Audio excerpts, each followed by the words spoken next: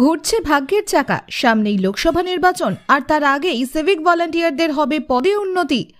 সিভিকে কাজ করা কর্মীদের নিয়োগ করা হবে জুনিয়র কনস্টেবল পদে। রাজ্য জুড়ে ইতিমধ্যে প্রক্রিয়া শুরু হয়ে গিয়েছে। রাজ্য পুলিশের কনস্টেবলের সংখ্যা কম থাকায় এই পদক্ষেপ। রাজ্যে সিভিকের সংখ্যা প্রায় 1,20,000। এই পদক্ষেপের ফলে তারা চাকরির নিশ্চয়তা পাবেন।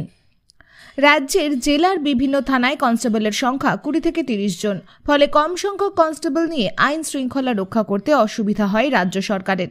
এছাড়া লোকসভা নির্বাচন যাতে সুষ্ঠুভাবে সম্পন্ন হয় তার জন্য রাজ্যের বিভিন্ন থানায় কনস্টেবলের সংখ্যা বাড়ানোর প্রয়োজন বলে মনে করে রাজ্য সরকার।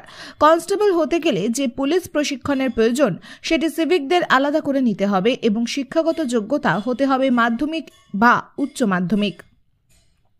নবান্ন সূত্রে জানা গেছে, সিভিকদের কিভাবে জুনিয়র কনস্টেবল পদে নিয়োগ হবে তা নিয়ে রীতিনীতি তৈরি করার চেষ্টা চলছে। সব ঠিক হলেই লোকসভা ভোটের সামনে নিয়োগ প্রক্রিয়া শুরু হবে।